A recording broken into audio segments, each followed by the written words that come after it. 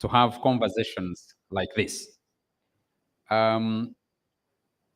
Thank you to those of you who came in on time. Arthur believes, and is a culture accord. I think they have the most rigorous and the most aggressive clocking system of any organization, civil society or otherwise, which they have kept for some years. They believe in keeping time. And for this dialogue, we believe that we should not waste a lot of your time because of people who come late.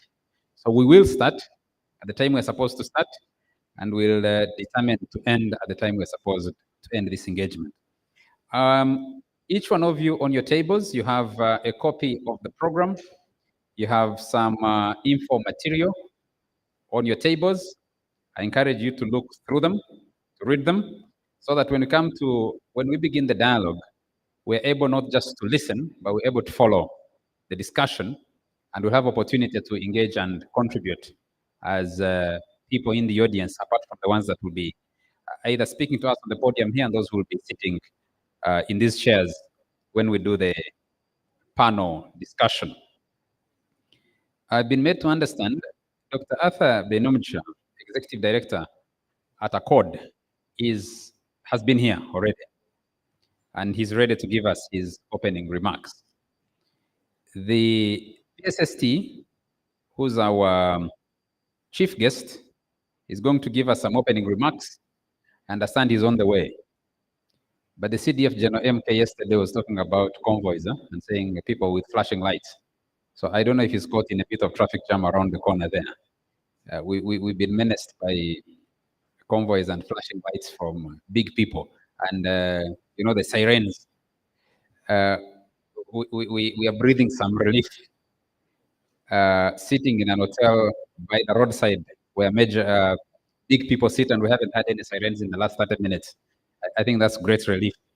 We're excited about that. We hope it stays a little longer. But Mr. Ramadan Govi should be here. Before he entered government, he told us about the economy that works. We need to find out the one that he manages, how effectively it works for all of us, how included we are. We will have this citizens feedback platform. You've been seeing the advert running. We'll have somebody take us briefly through what it means before it is officially launched. Then we'll have a statement that talks about a budget that works for citizens. CS Bag is an expert in this area. It's been working with government and working with other civil society people to make sure that we are able to get to understand the budget, not just the numbers, not just the allocations, what that means. So CS Bag will run us through that, and then we'll do our keynote address assessing the government's budget strategy for financial year 2024-2025 to deliver inclusive economic growth and transformation. It's a whole 72 trillion shillings. We're not yet sure whether we are able to raise domestic revenue, tax and non-tax revenue, of about 30 trillion. And God will somehow provide for us the 40 trillion, the 42 trillion that we need to run the budget. But we'll go into that. Then we'll have a panel discussion. Will be staffed by very senior people, very experienced people, to discuss the government's budget strategy, to discuss interventions in addressing vulnerabilities and inequality, to discuss optimizing spending of the limited resources and finding solutions for the increased debt. The president said last week that debt is not Uganda's problem. We're still way below the threshold. People are raising drums and saying that we have hit the threshold 52% of our GDP. We're actually still in the 40s. We haven't crossed to the 50s. But there was an interesting discussion that the president had about how we measure our GDP performance. I mean, our economic performance. Do we use power purchasing power parity? Or we use something different to arrive at the numbers, and where that would put us either way? And he said our economy is right now at where South Africa's economy was in 1994 when the apartheid. I was reading a report this afternoon. The South African economy only grew in the first 10 years after the end of apartheid. It's been either stagnant or regressing over the last 20 years of their 30 years.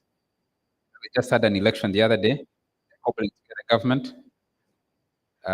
Maybe we will do the comparisons when the time comes. And then one critical question that we need to deal with is the fiscal discipline and accountability measures. Fiscal discipline and accountability measures for effective budget implementation. If you read the budget audit, the audit of the budget, and for every financial year from the National Planning Authority, it normally provides some interesting information on how these annual budgets operate and what they give us, which institution is running theirs, how. We expect that we'll have a plenary session. If you, ladies and gentlemen, support me, we'll have a good plenary session that allows as many of us as possible to engage and contribute our ideas, not just be listeners or spectators. But we expect that we should be wrapping up about 4:40, that by between 4:40 and 5 o'clock, we are getting out of here to try and hustle with the traffic and leave or deal with what is left of our day. So thank you very much for coming over. Thank you very much for keeping time. We are live streaming this dialogue.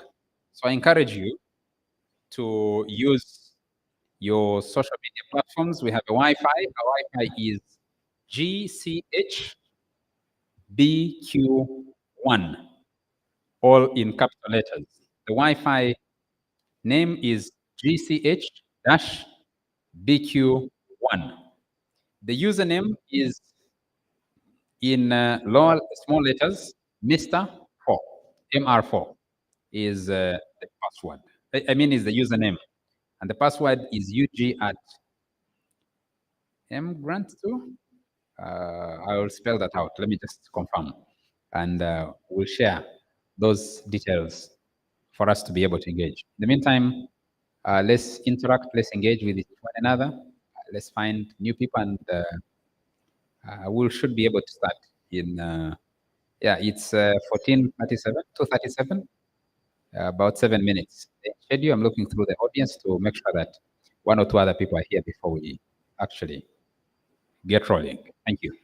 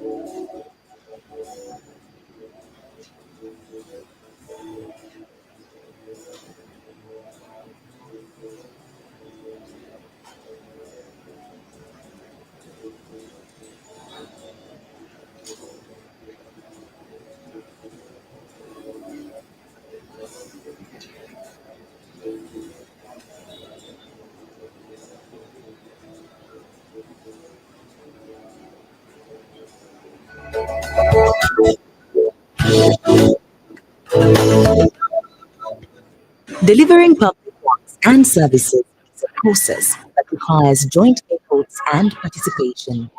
We hear sounds that call people together.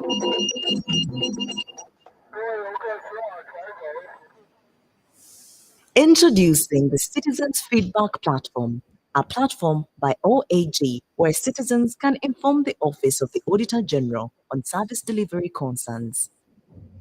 The Office of the Auditor General is the supreme audit institution of the Republic of Uganda, mandated by the Constitution of the Republic of Uganda, 1995, to produce reliable and high-quality reports promoting good governance, transparency, and effective accountability in management and use of public resources. The new Uganda lives on the phone, where they share ideas, interact on a daily basis, and discuss matters of public interest: health, agriculture, water, lands, education, roads, infrastructures, electricity. The participation and information generated by citizens will help the Office of the Auditor General to follow up issues raised, thereby supporting the community. This application is easy to handle and is always in the palm of your hand. So, inform the OAG through the Citizens Feedback Platform and help build your community. Inform, engage, influence. CFP, an initiative of the Office of the Auditor General with support from GIZ.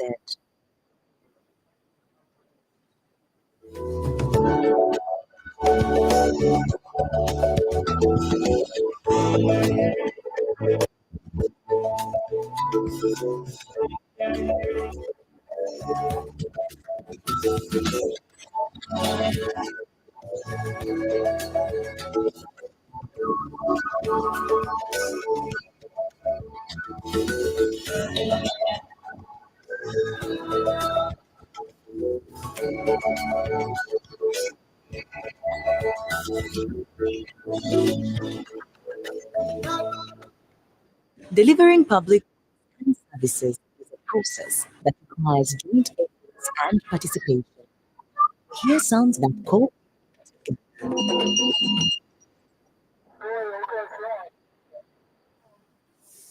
Introducing the Citizens Feedback Platform, a platform by OAG, where citizens can inform the Office of the Auditor General on service delivery concerns.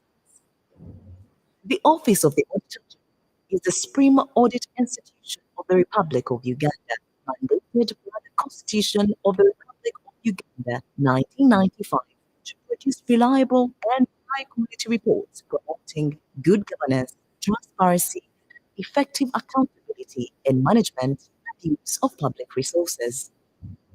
The new Uganda is on the phone, where they share ideas, interact on a daily basis, and discuss matters of public interest: health, agriculture, water, lands, education, roads, infrastructures, electricity.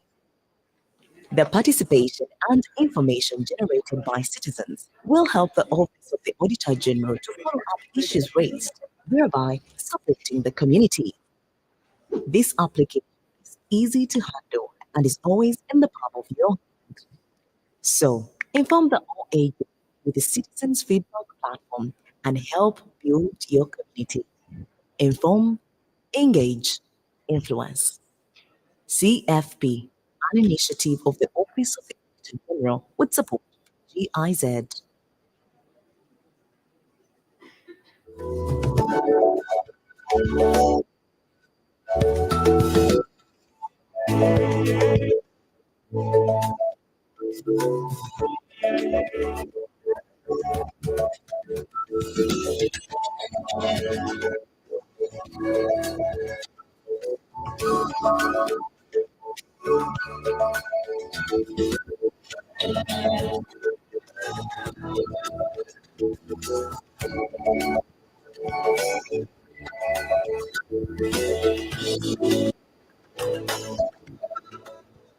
Delivering public goods and services is a process that requires joint efforts and participation.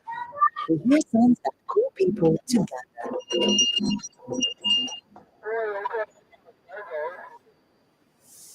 Introducing the Citizens Feedback Platform, a platform by OAG where citizens can inform the Office of the Auditor General on service delivery concerns. The Office of the Auditor General is the supreme audit institution of the Republic of Uganda, mandated by the Constitution of the Republic of Uganda, 1995, to produce reliable and high-quality reports promoting good governance, transparency, and effective accountability in management and use of public resources.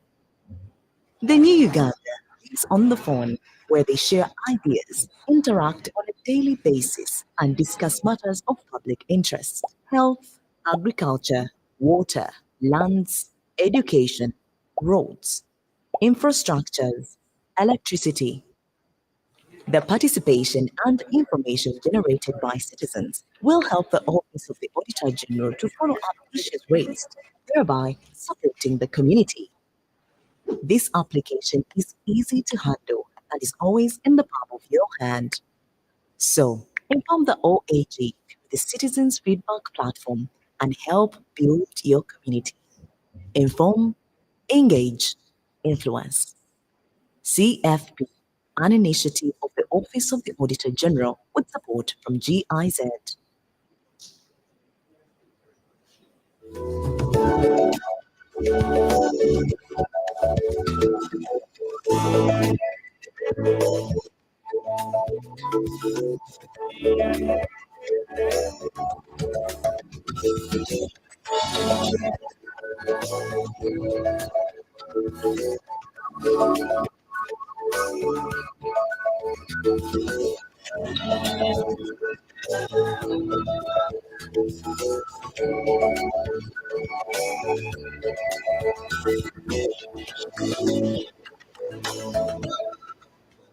Delivering public goods and services is a process that requires joint efforts and participation.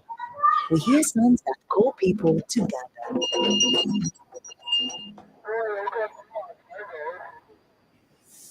Introducing the Citizens Feedback Platform, a platform by OAG where citizens can inform the Office of the Auditor General on service delivery concerns.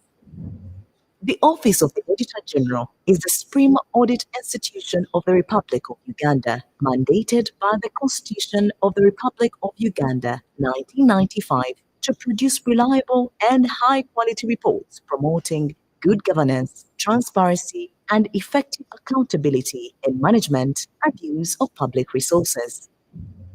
The New Uganda is on the phone, where they share ideas, interact on a daily basis, and discuss matters of public interest: health, agriculture, water, lands, education, roads, infrastructures, electricity. The participation and information generated by citizens will help the Office of the Auditor General to follow up issues raised, thereby supporting the community.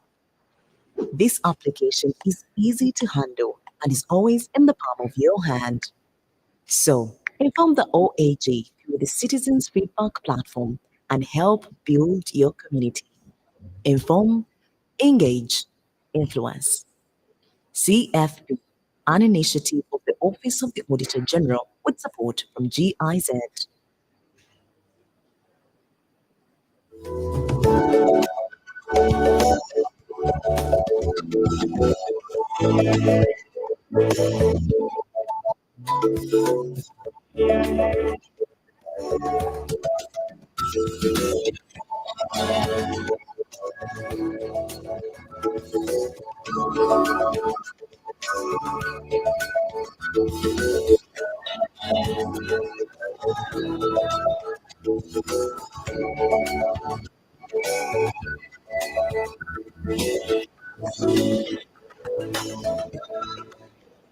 Delivering public goods and services is a process that requires joint efforts and participation.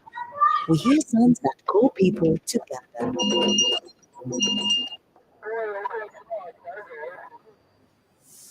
Introducing the Citizens Feedback Platform, a platform by OAG where citizens can inform the Office of the Auditor General on service delivery concerns.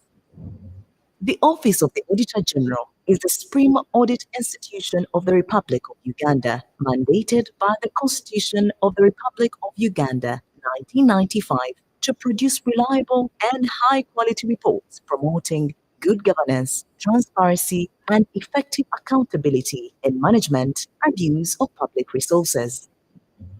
The New Uganda meets on the phone where they share ideas, interact on a daily basis, and discuss matters of public interest: health, agriculture, water, lands, education, roads, infrastructures, electricity.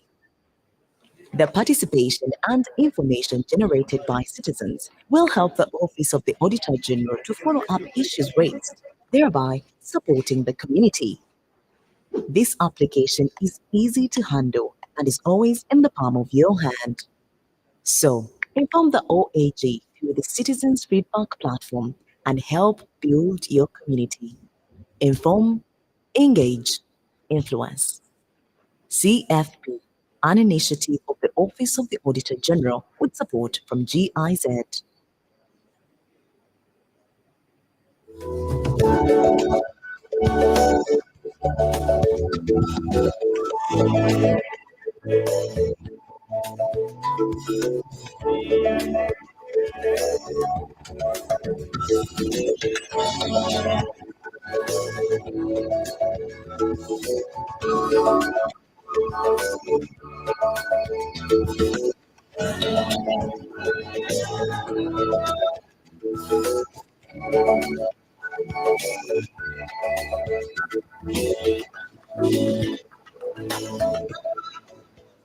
Delivering public goods and services is a process that requires joint efforts and participation.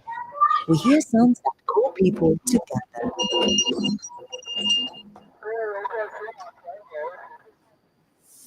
Introducing the Citizens Feedback Platform, a platform by OAG where citizens can inform the Office of the Auditor General on service delivery concerns. The Office of the Auditor General is the supreme audit institution of the Republic of Uganda, mandated by the Constitution of the Republic of Uganda, 1995, to produce reliable and high-quality reports promoting good governance, transparency, and effective accountability in management and use of public resources. The New Uganda meets on the phone where they share ideas, interact on a daily basis, and discuss matters of public interest: health, agriculture, water, lands, education, roads, infrastructures, electricity. The participation and information generated by citizens will help the Office of the Auditor General to follow up issues raised, thereby supporting the community. This application is easy to handle and is always in the palm of your hand. So, inform the OAG through the Citizens Feedback Platform and help build your community. Inform, engage, influence. CFP, an initiative of the Office of the Auditor General with support from GIZ.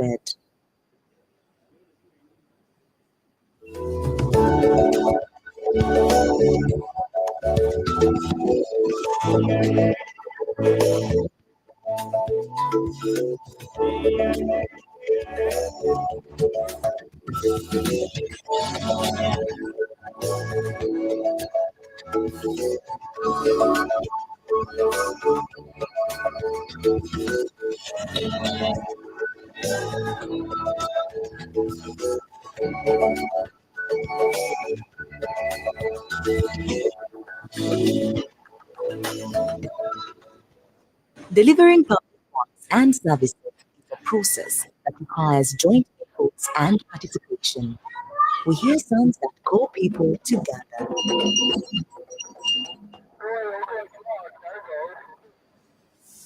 Introducing the Citizens Feedback Platform, a platform by OAG where citizens can inform the Office of the Auditor General on service delivery concerns.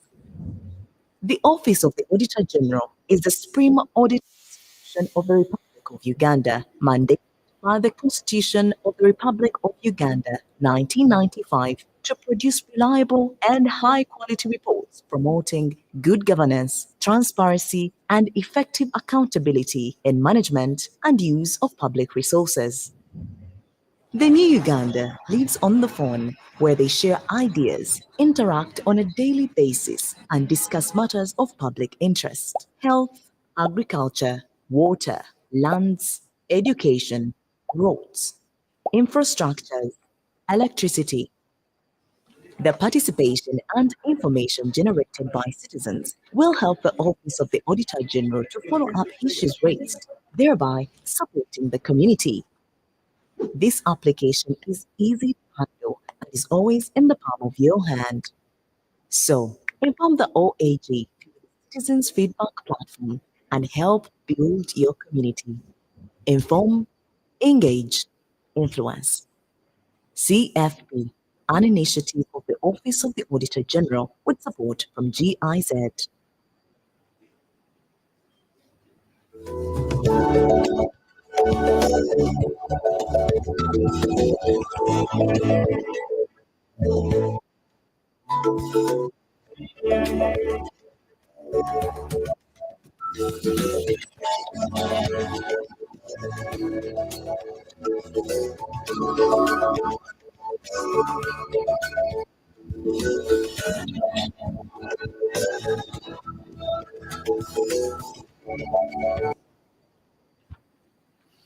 Once again, good afternoon, ladies and gentlemen. Welcome to each and every one of you.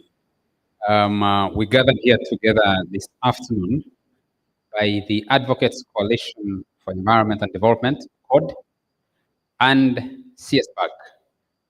CSBAG has been auditing budgets for as long as you can remember, and this is an annual event where ACORD, for many years now, in partnership with CSBAG and others, have been putting us together to do a post-budget presentation dialogue, a high-level post-budget presentation dialogue. We live streaming. For those, we have an audience that is online following us. We have an audience that is here, yourselves. I did run you through the activities for this afternoon. It's only fair that we start now. I'm going to request that in honor of our country, we all stand and sing to the national anthem. And then after that, we will have a prayer. And after the prayer, we will have welcome remarks from the Executive Director at ACORD and from the Executive Director at CSBAG. And I will announce what will follow. So we welcome officials from the Ministry of Finance who are already here. You're most welcome. Various civil society leaders, other government officials, you're most welcome. Let's stand in honor of our nation and sing to the national anthem.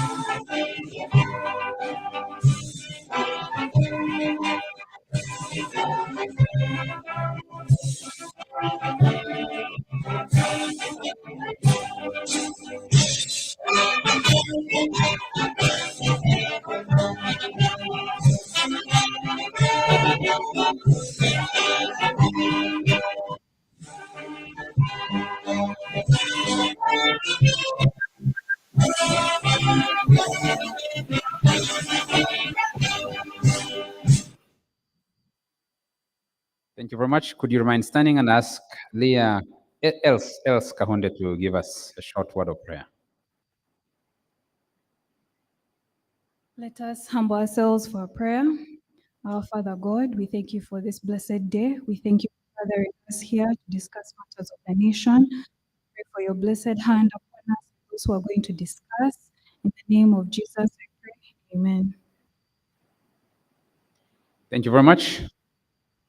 Thank you very much. Ladies and gentlemen, I said that we are live streaming this event. The Wi-Fi name is GCHBQ1. The username is MR in small letters 4, MR4. And the password is UG at M capital GRATN2. You have those on your tables. So just check on your table and save your data for now, and but be able to communicate with the rest of the world. We're having a dialogue here on the budget, the national budget for the financial year 2024-25. May I now, without wasting much time, invite Dr. Arthur Benumcha, Executive Director at ACCORD, to come and make welcome remarks. Dr. Benumcha, I request that once you're finished with your remarks, invite your colleague Julius to also speak to us. Thank you.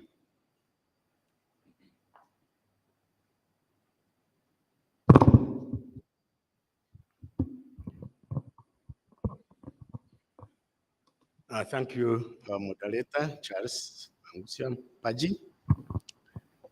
The permanent secretary and secretary of the treasury in absentia, understand is on the way. My colleague Julius Mukunda, executive director CSBAG, the technical officers from Ministry of Finance, leaders of civil society organizations present, the media fraternity invited, guests, ladies and gentlemen, good afternoon.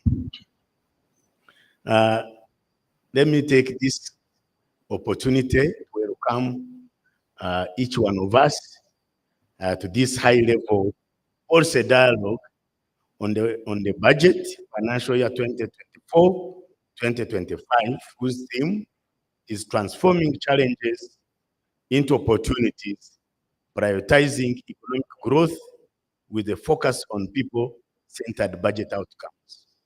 Under the Budget Transparency Initiative, BTI, ACCORD works in partnership with CSBAG, ODI, and Ministry of Finance, promote budget transparency and budget accountability in this country. We've done this, we have organized this dialogue over time. And the main objective of these dialogues that we have done over time is to popularize the budget, is to share information about the budget to as many Ugandans as possible, to increase citizens' understanding and awareness of the budget so that they can hold their leaders account. This is intended to reduce the leakages of the budget, to improve service delivery in our country, and unless the citizens understand the budget and are able to scrutinize it and demand from the elected leaders, largely elected leaders and the technocrats, then service delivery can go down. So I want to thank Minister of Finance, ODI and CSBAG for a job well done for a long time. I know that our work is not in vain. Uganda has ranked well, budget transparency and accountability, largely on transparency, but less on accountability, because we still have challenges, leakages. But ladies and gentlemen, we are here to fulfill that opportunity of sensitizing and getting awareness. And thank you for coming here. And I'm happy we have another audience that are watching us and are learning us and are learning and are here listening from us to know what is in their budget. And the PS who is on the program give us a keynote address, to give us very detailed ingredients of our budget.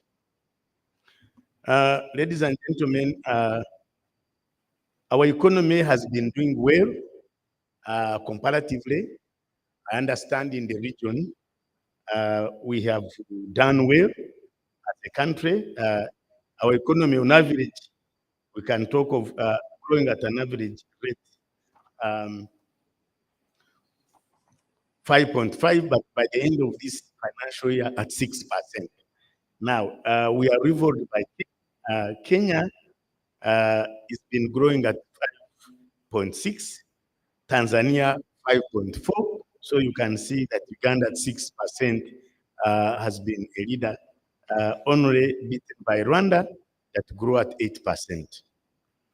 So I want to congratulate our technical Minister of Finance, the PSST officers at Finance, and of course civil society, Bank of Uganda, for keeping our economy afloat and actually growing when actually the rest of the world economies have not made it, are not doing well. So can you give them a round of applause? I have been told that we also need to look at the bright side and appreciate our people, motivate them to do more. And I think I want to congratulate the Minister of Finance and his team for keeping our economy. It could have gone down. Ladies and gentlemen,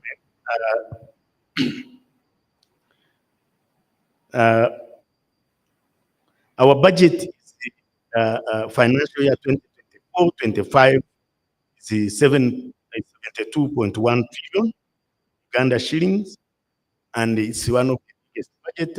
I understand we have a bigger budget than Tanzania, and that is good.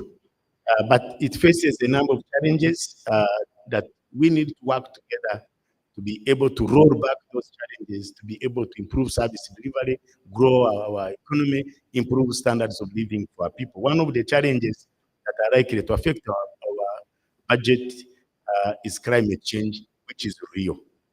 And I'm happy also that NEMA has now finally gotten courage. It's like Munera and Peter Brad, that finally Munera got courage to act. And I have seen NEMA acting in region, and I want to advise Ugandans to allow NEMA do its work. We have been saying they have been silent, they are weak, but now they are acting, then you have people condemning them. If we do not work on climate change adaptation and mitigation, all the economic gains can be easily washed away, as you have seen in Duda, you've seen the rising levels of Victoria, we can miss the point. So we need to act smart and decisively on restoring the degraded areas, and actually specifically now we need also beyond the lakes, we need rivers that are also being degraded. If you went to Rivarizi in Western Uganda, Kochi and others, very degraded, and of course that reverses our pace of development. The budget also should be mindful of regional and global geopolitical tensions. The war in Ukraine, cannot forget about it. The war, the stability in the Congo can easily also cause us distortions. I also, another challenge, of course, is the debt servicing. While the Ministry of Finance tells us that it is manageable, but I think we need to be very, very, very careful in the way we are contracting our debt, the way we are managing servicing our debt. There are challenges there. My colleague Julius Mkunda would expound on that, because that remains the challenge if we have non-performing loans that actually whose interests are accruing to our country. Of course, fluctuations of global commodities, but also, of course, corruption. It remains a serious threat to our economy, to our security, to our survival. And I'm glad that the government is taking serious and decisive decisions dealing with the root of corruption. I think for a long time, we wanted to see decisive actions because While corruption cannot be eradicated, it can be hit to keep it at least underground. That we should never meet a corruption in the streets of Kampala and shake its hands. Corruption must hide wherever it is, so that we are able to improve the quality of lives of our people. So I'm happy, and I think, ladies and gentlemen, let us applaud the president for what he's doing with our MPs. Uh, my own prayer is that they will be tried, they will face a due process of law, and if found guilty, they pay.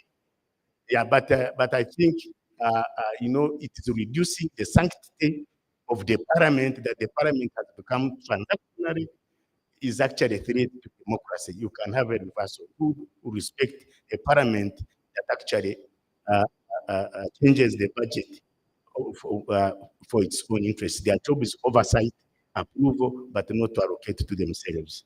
So leave it, because they will be produced in the course of law. Now, I want to also thank the minister and the PSST because of their investment to restore about for the 2,450 hectares of the great land I've already talked about, and they have put money that effect. A final point I want to appreciate the ministry is about and the government is the PDM.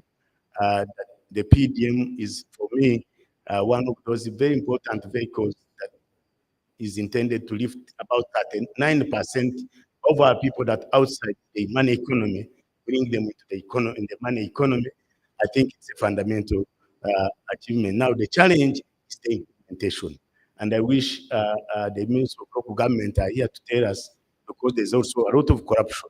People have been receiving 600,000, 500,000 instead of 1 million. That is earmarked for them.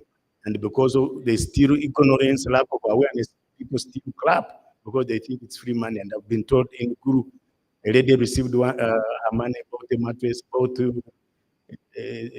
music system, said for the first time, I've gotten government money. But they are supposed to pay back so that it rolls over to other people. So there is still lack of awareness, and the Minister of Local Government and indeed the Secretariat for the PDM work hard. Ladies and gentlemen,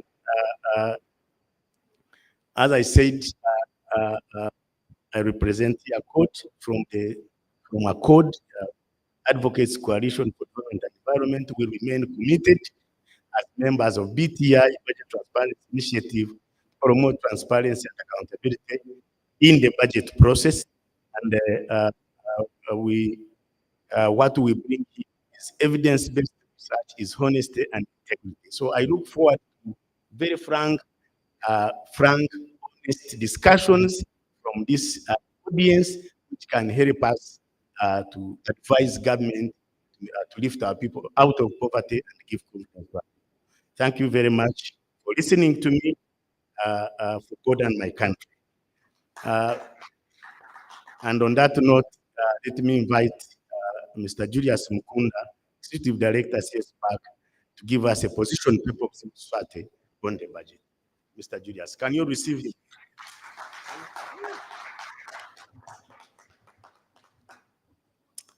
Thank you, Arthur. Thank you, God, for partnering with CS Park for quite some time, as we try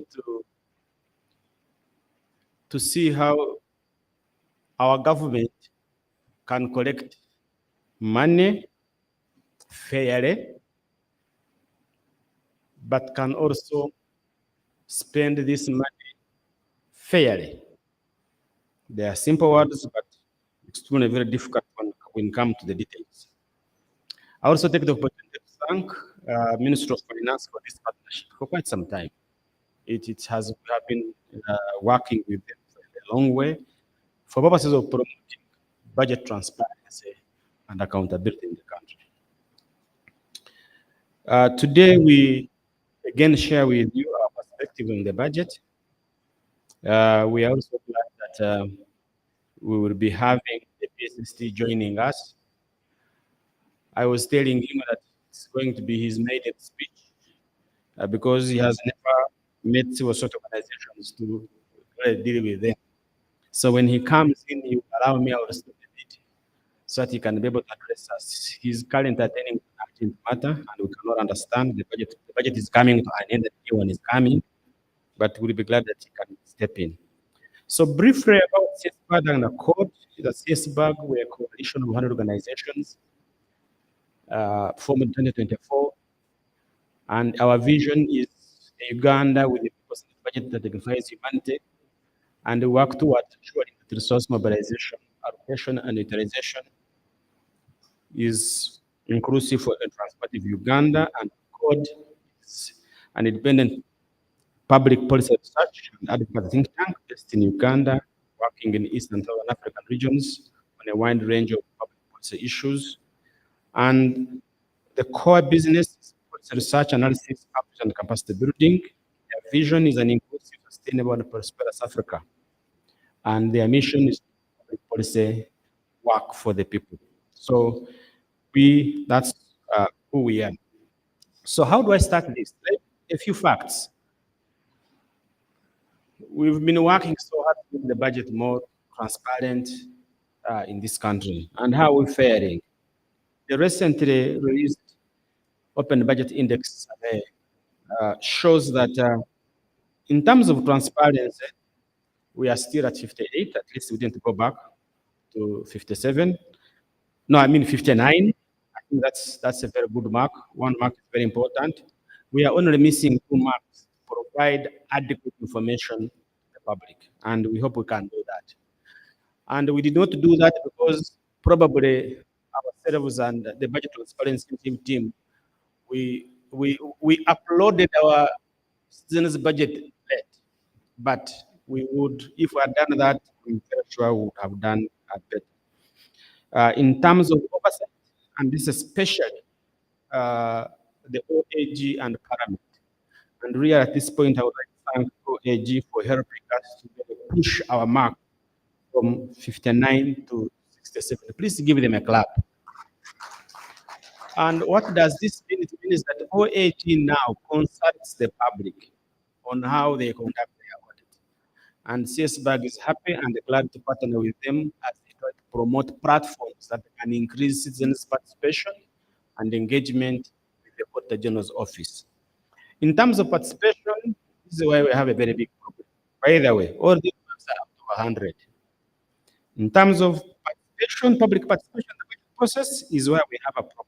We have been declining since 2019. We are now at 50.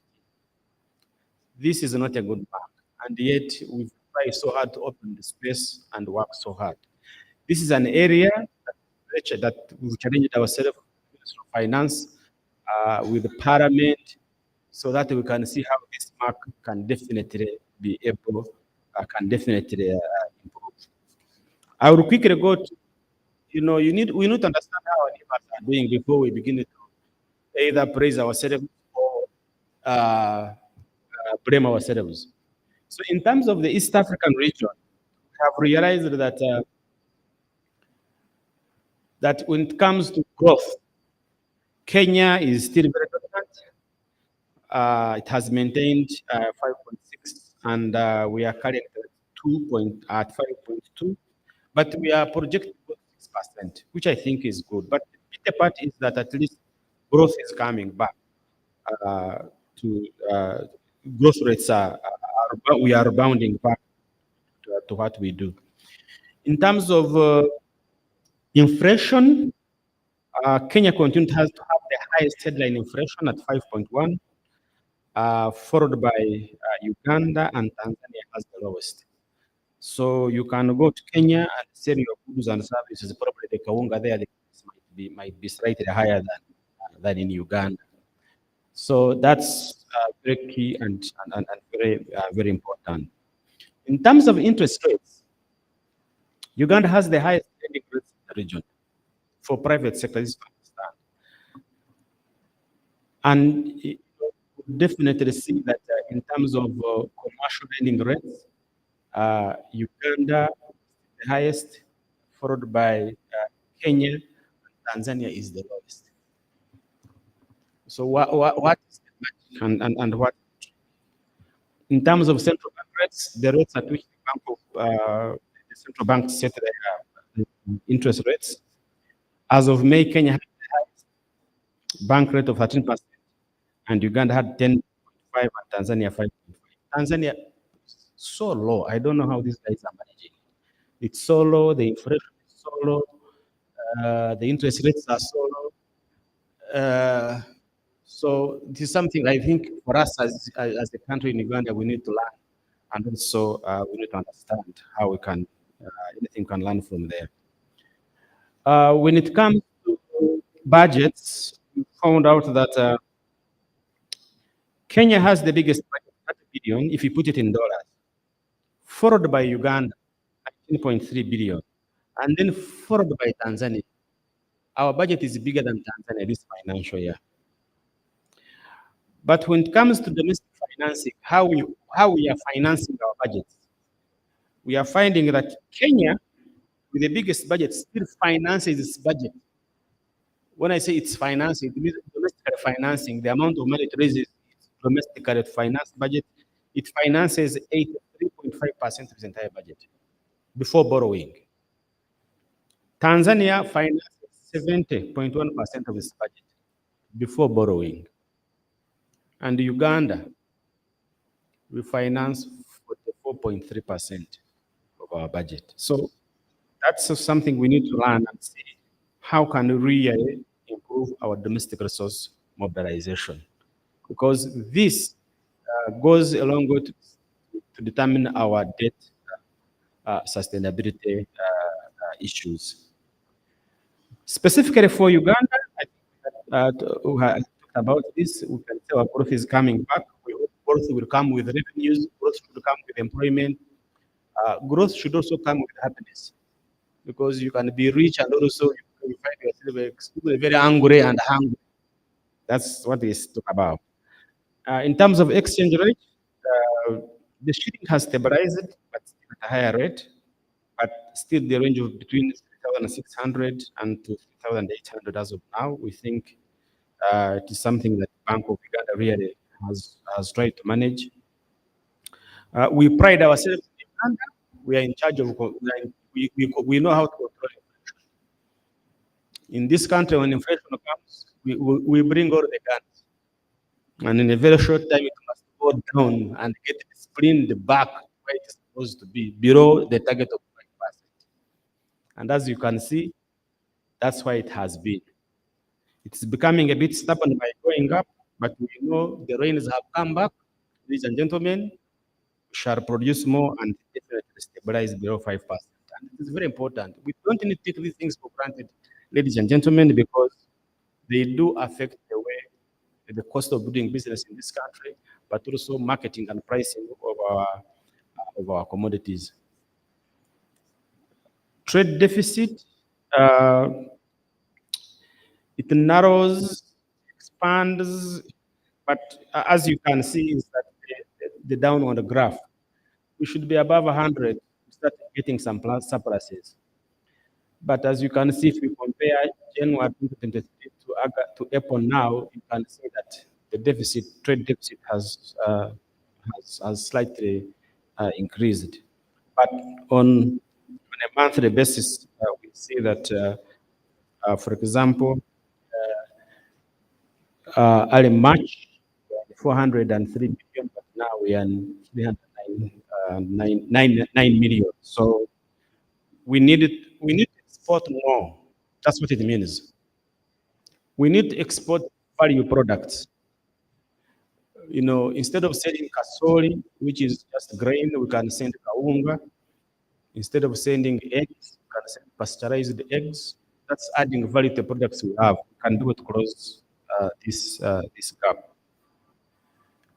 For private sector credit, what the conclusion we are having on this one is that we still have here in this country, personal loan and household loans take the biggest share. So we borrow to pay school fees, for example. You can actually even borrow to buy food. but probably your counterpart is borrowing to start a factory. That's the difference that we are having. So if we talk about growth, if we talk about employment, if we talk about increased production, we need to see how agriculture manufacturing can actually uptake more loans, because that's where we can have more more leverage and more returns. So it is very important and critical that government policies help us to move to that. In terms of our budget for next year, 2024-2025, these are the sources of financing. We have a 72 trillion budget, and these are the sources of financing. We are seeing revenues 0.9%, budget support, domestic financing, domestic refinancing, project support.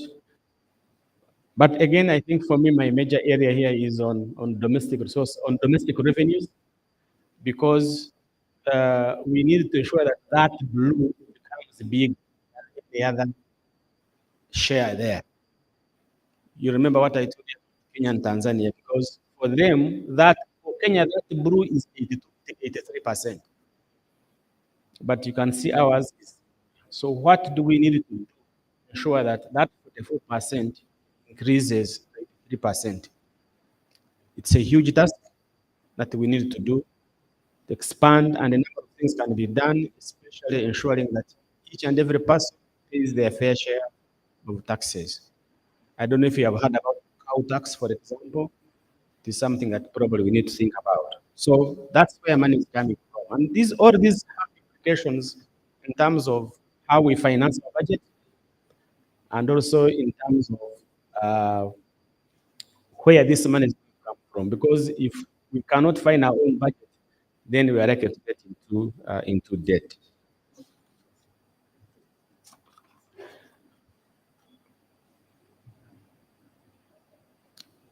Over the years, this has been our revenue performance. I think the most important part to notice is that despite not hitting the targets all the time, we seem to see that there has been growth in revenue collections. Because if you look at 2018-19, we had 16 trillion, 0.3 to collect. I mean, we collected 16.6 trillion. But if you come to 2023-2024, 29. So there is growth in terms of collecting revenue. And I think that is very important, especially in terms of administration, checks that have been put in place, but maybe also very hard on us. That is also another area that we want to look out for. But I think a lot of work has been done here. We can even still do more better so that at least we can enhance revenue performance. Our budget has also been increasing over some time. And we can see that for this particular financial year, our budget is likely to increase by 20 trillion, jumping from 52 trillion to 72 trillion. And between me and you is where we're going to get all this money to finance the budget. And I think that's where the question is on whether we have the capacity first to collect all this money, but actually whether we have the capacity to spend all this money. So that's the other important element that we need to understand and discuss this. In terms of program allocations, we see human capital development, where education and health are. They're taking the biggest chunk of the budget, 26.3%, followed by governance and security, 24%, and also others, up to mineral development. In terms of mineral development, 41.6 billion, which is 0.1%. So it's important to know the shares of these sectors, but also to know the value. Because if we sing and say tourism is a hot cake for Uganda, and then you give tourism billion for a whole financial year, maybe it is something we want to think about and see where we can do the allocations. If you say agriculture is the backbone of the economy, and then 1.6 trillion, maybe it is something we want to debate and think about it. But that's how the allocations are, and that's how we are going to go with. So based on that, we've been trying to do the budget to see if there are any opportunities that an ordinary person might want to think about, or business people, small and medium enterprises might want to situation themselves to benefit from this budget. For heaven's sake, it has been passed. That's what we have. Let's prepare ourselves to benefit from it. I have been in a talk show and somebody was telling me, and I like, get out of your bedroom, go and get a new idea on how you can get PDM money, because PDM money will be everyone. So we took time to look at a few things. And one of the things, of course, is that there are some expenditures on investing in human capital, expenditures on peace and security, transport, railway, wealth creation, and maintain existing infrastructure. But specifically for boosting household incomes, we realized that youth radio program has been allocated 8.7 billion.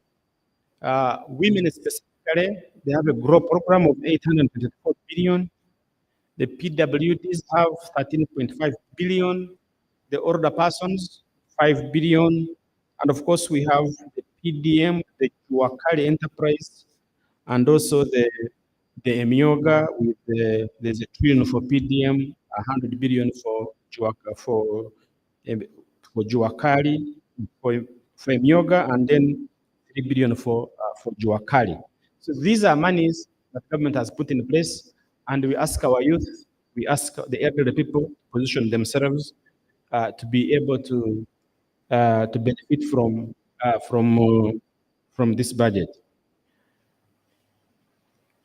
In terms of health, we see allocations to Uganda Heart Institute, 57 billion. We see allocations to Cancer Institute, 38 billion. We see 20 billion for the rehabilitation of general hospitals. We see 567 billion for essential medicines and supplies, that is national medical stores. But also we see 26 billion for primary healthcare services. And I think for me, this is critical in terms of dealing with service delivery. For education, we are seeing 38 primary schools will be built, but also we are seeing 14 billion towards the revolving expansion of 36 secondary schools. We are seeing 4.9 billion for instructional materials. We are seeing 28.4 billion for TVET, and definitely many others. So why am I laboring to do all this? Because is that as civil society, when we are here, we need to know these amounts, and we need to be able to follow them up, because it is now our opportunity to begin monitoring how the budget is going to be implemented. There are so many other opportunities. The private sector, there is the SG, as you recall properly, is that we only have one roof, and without this, without it becomes a bit of a challenge. 144 billion for district urban and community access roads. And then you heard one day the president says that the roads in the villages are better than even in Kampala. So that is something that is coming up. We are also seeing 8.2 billion for museum and heritage sites. We are seeing 12.7 billion for the source of the Nile. This is money for tourism, especially for the source of the Nile. And I think that I was also funding for Rwenzori, improving the infrastructure in Rwenzori. Yes, 11.2 billion for tourism infrastructure in Rwenzori, especially for our tourists who come to visit the Rwenzori area. You'll also find private sector development of industrial parks. We hope this time this money is not going to be shared. As you recall, is that Some of this money for industrial park alone was done, and then people decided to sit down and share what was remaining, 500 million. 550 billion for capitalization and project credit facility, support farmers, but also processors. So for those who are interested in commercial farming, the SCF has been also capitalized, but also capitalization of Uganda Development Bank to be able to provide credit for our businesses. Government has an ambitious plan of a 10 for growth, anchored on three major areas. That is agro-industrialization, tourism, rural development, science and technology. We believe it is possible. But you have to do things different, not the way we do them all the time. Because if you set a target which is extremely very high, you definitely need to do things differently. For us, we believe that to do that, you need to double your growth, 6%, 12%. To double this growth, I mean, a lot of things must change. Maybe you need also to double your. But you need to increase financing to the above programs, the four programs, on an average of 1.6 billion Ugandan shillings for next 15 years. Maintain a micro stability inflation of 5%. But you also need to put in factors such as environment, like my brother Arthur has said, because environmental change risks are real, and therefore we need to ensure that we take them into consideration. So it's a huge task for us as government of Uganda. It can be done, but we fundamentally change it. We deliver our work to be able to achieve the 10 for growth target. To achieve the budget outcomes, I think one of the areas is to address our increasing public debt situation. Because you saw in the previous slides where I was showing that we are only contributing around 44% of our entire budget. That means the other budget, we are borrowing resources. But also is that it's just not about the number, that we are at 53%, we are at 97 trillion. It's about the impact the debt has on you. And you'll find out that you start paying more in interest rates, and yet that money would have really done something on the ground. So to achieve the budget outcomes, we need to deal with the situation of debt. I think for me, I'm beyond whether we are sustainable or not. Me, I'm on the question of we need to address this monster before it becomes unsustainable. That's my take on this. But we are glad that the government has seen this. We are glad that the government has realized that the challenge that we are likely to face with the debt situation, and also they have put in now in place mechanism to tackle this challenge to ensure that we can only borrow money from concessional loans. That's concessional borrowing. I think that's very, very important. We avoid domestic borrowing because that crowds out private sector. But also we borrow for infrastructure investments. The business of us borrowing to pay salaries and also to pay operations should stop. We borrow to ensure that that road, that bridge, that hospital is going to be finished and to be finished on time. So that's one area I think for us we think is very, very important for us to be able to achieve the budget outcomes that we have. The second area where we need to address in terms to ensure that we get the budget outcomes we want is on expanding our domestic resource mobilization. As you can see, we contribute a very small portion of our entire budget.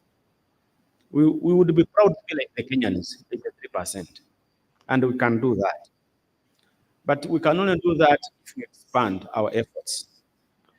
And here we have two major recommendations. One is that URA should make partnerships, streamline collection that is within local government and competent private players. URA will never collect taxes from all the border points of Uganda. It's impossible. But working with districts that have got borders, it could be easier for you to collect this money. Urban centers in this country, all of them have got property registers. Working with urban centers in this country, urban center can collect property tax at the same time rental tax at an arrangement with Uganda Revenue Authority. And we believe that it is possible that it can be done. So that at least every person, wherever we are, we can be able to contribute to the national basket.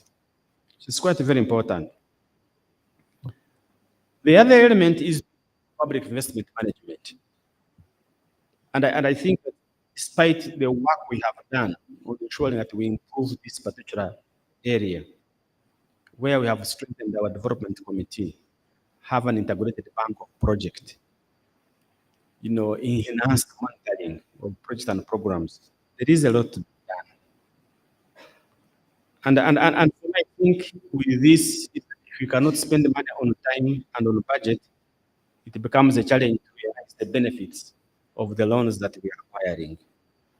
Like the minister said, when he's going to ask for a loan that is treated like a child, is in his main speech. It's not easy when the government is asking for these loans. But it is sad that after getting them, then we can't be able to spend them. 14.4 trillion is undisbursed loans. We know that. We should have a strategy to ensure that we reduce that figure. It comes down.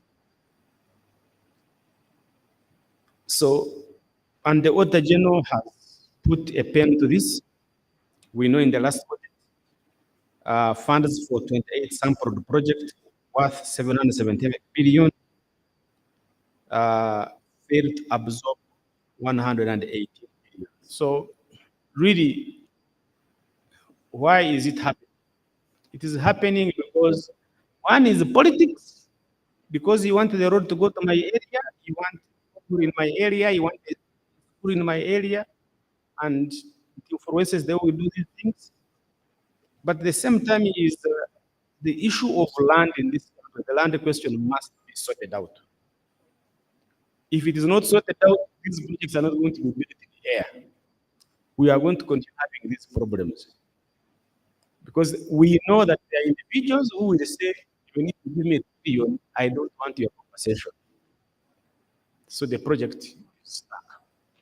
But we also know those who say, project is coming in my land, I need $1 billion also, which we don't have. The project becomes very expensive. In that way, we take 2, 3, 5 years in negotiating of that property. There must be a way of ensuring that the rights of the property owner is respected, but also development takes place. So that's very key and also very, very important for us to be able to do this type of work. The other one is to avoid risky investments, because the little money we have, if we could also try to ensure that we put it in areas where we know we are sure of that. We know it's now that the presidential banana initiative is almost a ghost project. But time and again, we are sinking in resources. There is that moment in life when you say, this is a rose, and you leave it, and then you move on, you start something else. I think this is the time we need to think about those particular areas. Ruowa is another area. You know, it is our monster here. They are wondering how to grapple with it. And these guys are not taking little money. 475 billion, Ugandan shillings. So we can list so many of these. Then at the same time, we say we don't have money to pay our intern doctors, for example. That would be sad. So avoiding this risk investment, I think for me is very good. And we have already provided alternatives and said, if there is a company that wants government support, let us put in place guidelines on how to support them. Because governments across the country support private sector. They bail them out. But the difference is they have got guidelines on how to bail them out. So that my colleague from Oboko, if he wants to be bailed out and has a small shop, they know where to go and what to do also to get that real money, not only for the big girls and boys in town.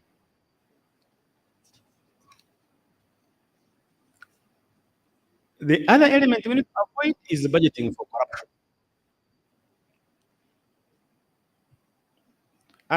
And two cases here, which I have already mentioned, is that, when we say budgeting for corruption, is that now we are trying to make the system, the legal system, provide legal framework on how you can actually use public money for your private work. And nobody questions it because it is legal. What you is. That's how it is. So if this pen is 1,000 and the government in the budget it is 20,000, they will go ahead and put 20,000 and you will not complain. That is corruption.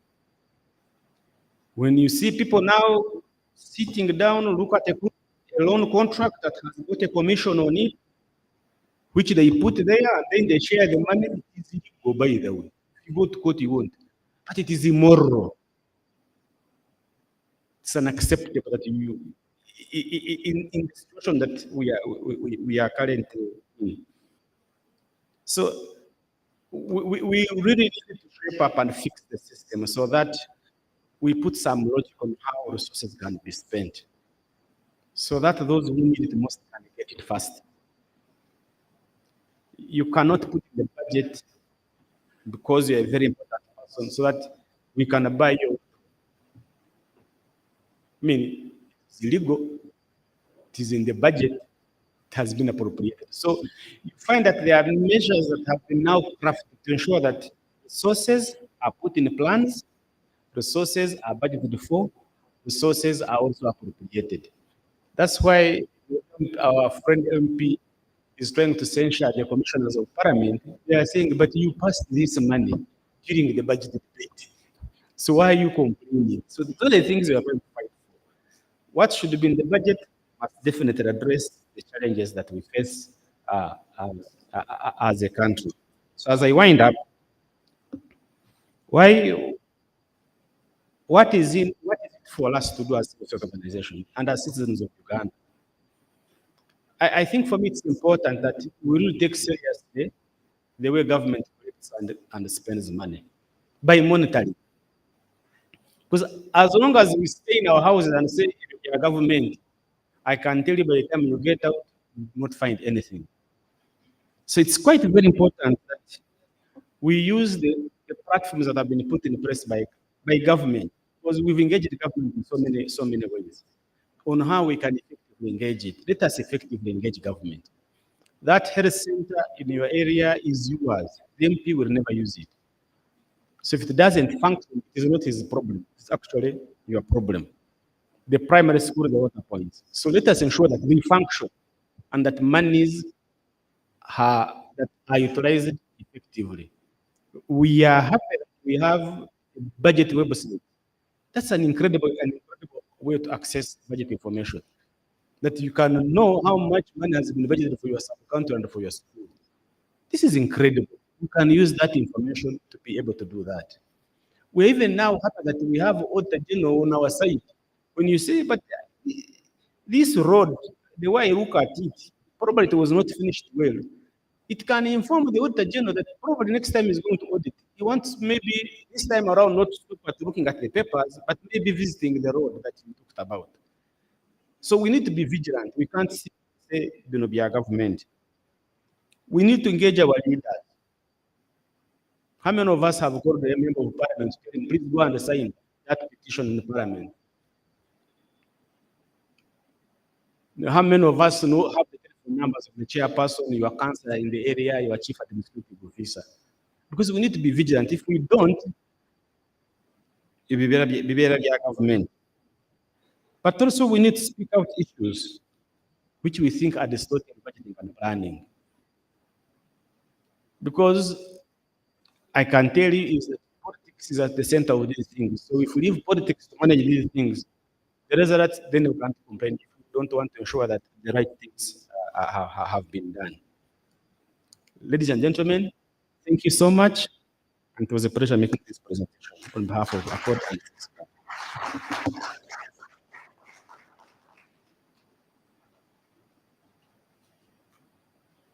Can you give another big round of applause to Julius Mkunda? We missed the one for Dr. Arthur Nomisha, so can you give it to him now? Thank you, Julius. I let you roll on for a little longer because I think what you're doing was to really break down the budget and locate each one of us in it and ask fundamental questions on how we find ourselves in that budget, which questions we ask, who we need to ask those questions, and for those smart enough or smarter than us to be able to find how they can benefit from it if they provide some supplies to government. I'd like Amedistas to recognize some members. Each and every one of you is very important here, but because of one reason or the other, I'd like to mention some of these names of people Amedistas. We have a man they call DP. He's been missing in action for a long time, but he used to run he was, I think, at one time the youngest minister, one of the youngest ministers in Museveni's government in many years ago. Then he ran a security operation in the country, and then he did an audit of parliament. DP is David Okol, ED Atafe. DP, you're most welcome. Good to see you here. We have Miss Margaret Kakande. Miss Margaret, if you could stand up for a moment for recognition. I'm sure she doesn't need a lot of introduction, but people who need to get closer to DP's table and find out who she is and what she does. Mamtaz Ismail. Mamtaz, you're most welcome. We'll be having you come to speak to us in a few minutes here. Patrick Kichoncho. Patrick Kichoncho Katabazi. Where are you seated? Yes, Patrick, you're most welcome. That one is a tax expert. Patrick Tumwebaze, Uganda Debt Network. Patrick, I think you owe us something. When you started campaigning for debt, or against debt many years ago at Uganda Debt Network, we have run through 7 rounds of debt forgiveness. Highly indebted poor countries, HIPIC, and our debt is growing. So I maybe you'll speak to us at some time. Miss Angela Kasule, ED ISA.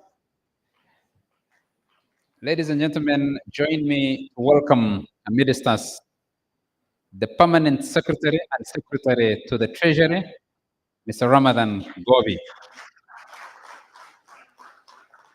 Mr. PS, we're glad that you made it. We know the challenges that you have and the busy schedule that you're running. So now that you're here, we can be comfortable that we can discuss this budget better than we had. We're trying to make sure that we run this program the best way we could, but now that you're here, we're confident that we'll have a good discussion. We have from still Minister of Finance, Planning and Economic Development, Hamis Wanyera. Wanyera, I hope I get that right. Mr. Wanyera? Well, Ms. Wanyera. Timothy Okware from URSB, Uganda Registration Services Bureau. Where is Timothy? If you don't find where Timothy is, they might register your company because you haven't updated it. URSB has been aggressive about that. Dr. Nalere at IPA. Dr. Nalere. Okay. Robert Wamala from Uganda Revenue Authority. Uganda Revenue Authority is running a very aggressive campaign to make sure they collect every coin that belongs to the government of Uganda.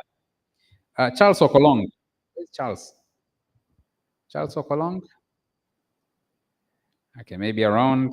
Ali Tagole from Ministry of Finance, Planning and Economic Development. You're most welcome, sir. Speaking to us. Agnes Kisembo from UN Women. Where's Agnes? From UN Women. Okay, I'll read out a few other names as we move along. Now that we have PS here,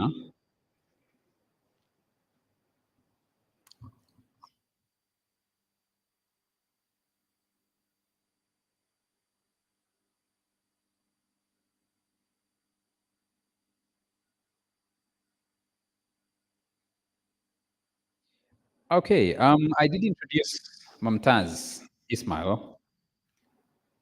If you could come and speak to us, I'll give you 3 minutes. 3 minutes, make your presentation, then I'll have the PSST come here and speak to us. Thank you.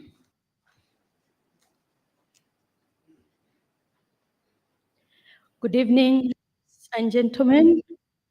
All protocol observed. I'm Mumtaz Ismail from Office of the Auditor General. Mine is to introduce to you the CFP, which is a citizens feedback platform. You've seen the videos. I'll ask them to play the videos as our colleagues go onto the floor to help you upload the CFP. Thank you.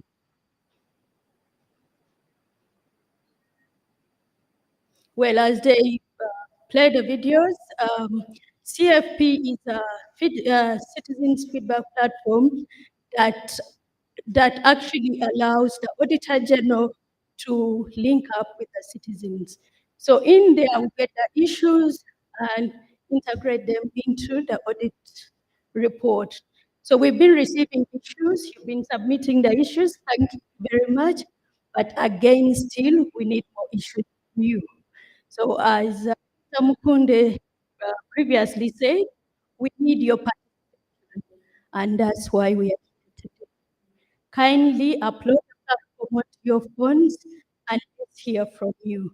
That project in your village, that road, that health center, kindly let us know about it. By you telling us about the project, we will also come out, audit it, and in a way or the other, it benefit your own society and community, and in the end of it all, the country. The video, please.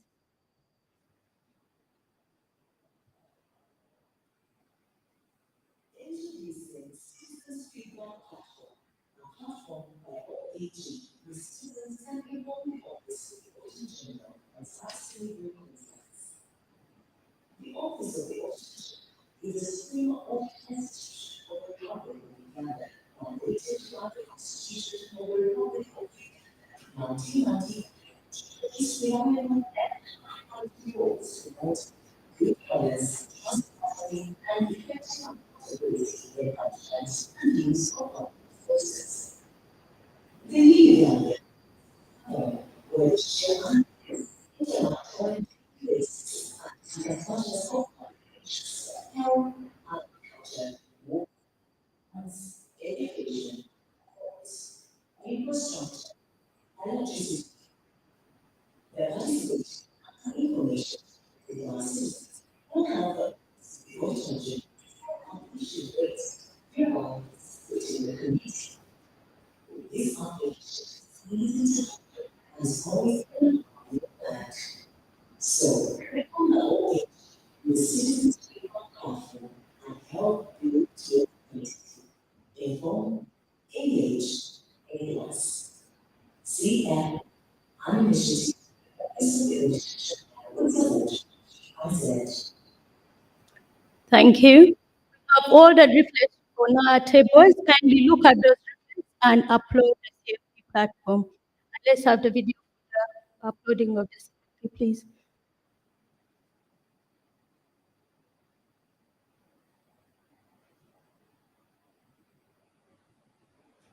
delivering public products and services is a process that requires joint efforts and participation. We hear sometimes all people together.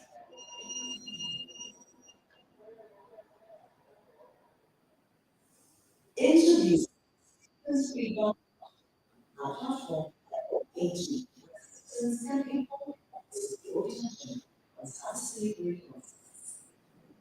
The Office of the Auditor General is a supreme institution of the Republic of Uganda, mandated by the Constitution of the Republic of Uganda, 1990.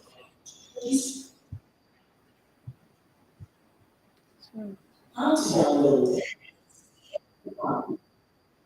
Visit Google Play Store and download that Citizens Feedback platform. You can choose to test one or remote. I just choose with their credentials. Once logged in, I will just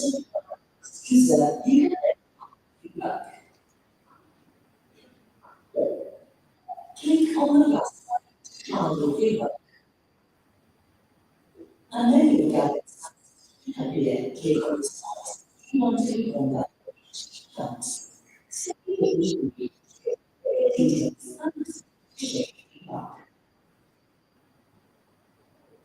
On your GPS and attachment over one shot, you also uploaded or may add click on finish. And all agents CFP, which is from the office of the Thank you. We'll be on the floor to take you through the CFP. Kindly engage, influence, and let's change Uganda. Thank you.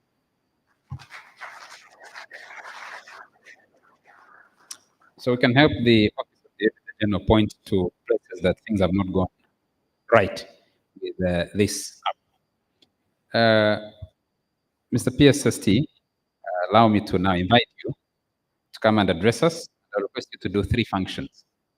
Number 1 is you give us your official opening remarks and declare this high-level dialogue open. Number 2 is launch this CFP. And number 3 is give us your keynote address. After that, I'll ask you to stay here so that the members here can ask you a few questions and we have an interaction. Thank you, sir.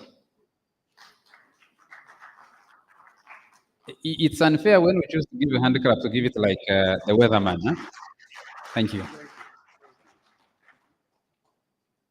Thank you very much. The MC,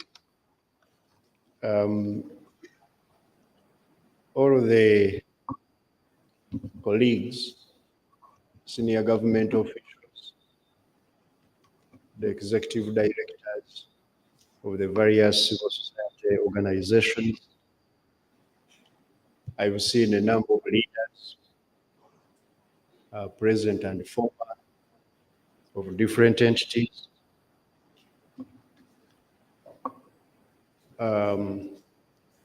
My colleagues from academia, the various private sector players who could be here, of course the media, and all of you, ladies and gentlemen, the participants. Good afternoon. It's already evening. Good evening to you. First, apologies for coming in a little late. Actually, today I've understood the depth of relationship we're having with the civil society. I wouldn't be here, but I've tried. I'm sure if someone saw me somewhere, I hope none of these televisions is live. They shouldn't see me here. But I had to come because this is my meeting. We work very closely with the civil society organization, Arthur, and Julius, and your colleagues. Thank you for the support that you give government by holding us accountable. The support is holding the government accountable, because without civil society, vibrant civil society, as well as media, a lot of things that happen in the government perhaps would not have happened. It is the civil society, it's the media that keep most of us awake to ensure that we deliver what we are supposed to do when we are in government. I was assigned by my minister to come and represent him. I have his speech. I had to deliver a keynote address. And now this man is giving me more tasks. I'm going to perform all of them. And I will perform all of them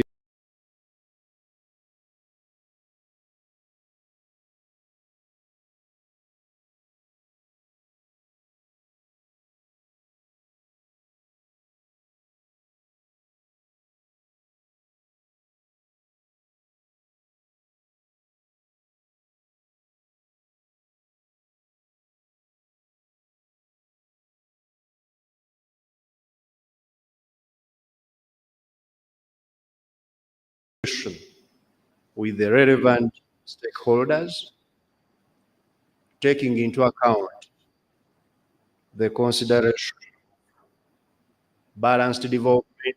We need development across the country, gender and equity responsiveness, and ensuring that all citizens of Uganda are heard. We don't just listen to them, but they are heard, and their views are included in the budget. So I'm very glad, and I would like to thank the budget transparency partners who have partnered with government through the Ministry of Finance, Planning and Economic Development to engage all of the citizens of Uganda to participate in the budget process.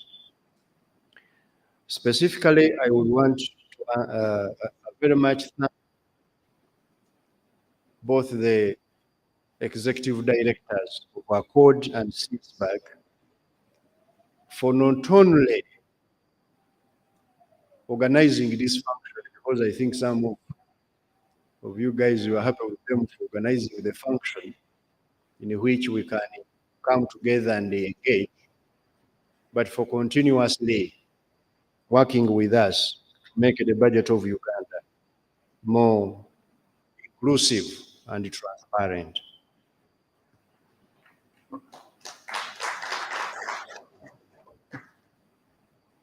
As you recall, my minister, when he was presenting his budget last week, he identified a number of things in the budget, themes which have been catered for and announced for nearly every in Uganda.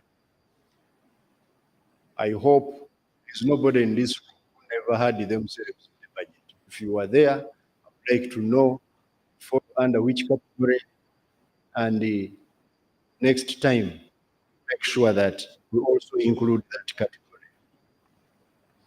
The theme of this dialogue, which focuses on transforming the challenges into opportunities, while at the same time prioritizing growth with a focus on people-centered outcomes, is consistent with the theme of our budget for next year.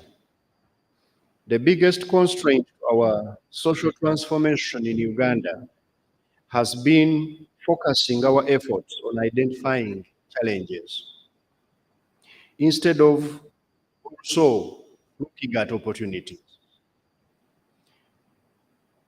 which usually they are at our disposal, they are in front of us, but because our minds are so much on the challenges, sometimes we fail to seize them.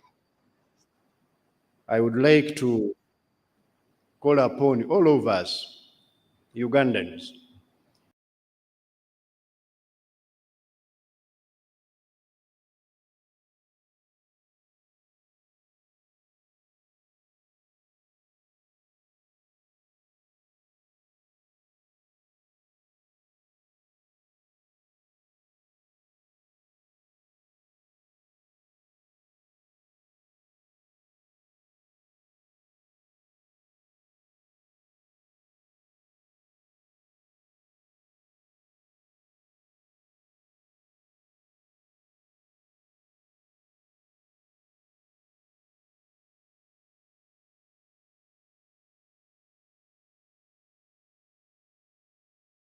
look what how do we get the opportunities? As you are aware, the 72.1 trillion shilling budget, which was approved by Parliament and already presented to the country by my minister, has a theme of full monetization of the economy of Uganda through commercial agriculture, industrialization, services, as well as digital transformation and market access. It's a mouthful of a theme because itself is targeting inclusiveness. All of the things I've mentioned there is what constitutes the Ugandan economy. Our main target now in Uganda is how do we get all Ugandans to at least participate in one of those areas we've mentioned: commercial agriculture, industrialization, services, including our digital transformation and market access. If we could do, all of us, embrace one of those or a couple of them, of those areas, trust me, we'll build a very robust economy. We shall live better lives. This budget, as the minister told you, is the last we are going to implement under NDP 3. Next budget we shall be presenting will be anchored on another plan. NDP 3 is gone.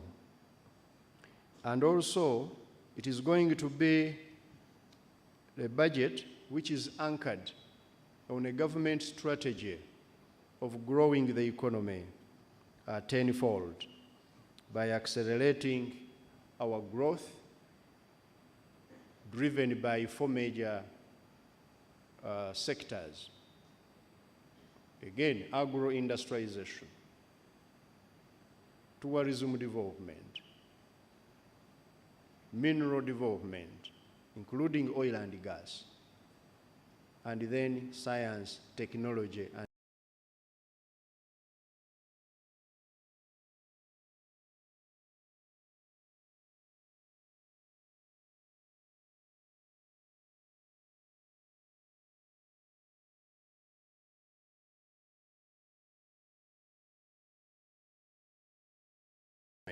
in those areas. The budget, therefore, reflects the need to have all-inclusive economy, where, among others, all Ugandans that are still stuck in subsistence economy are fully integrated into the money economy, focusing on the opportunities where the economy has a comparative advantage. And those are the areas which have been modeled by the experts. The financing, how are we going to finance this big budget? Because some Ugandans have said, this is a very big budget.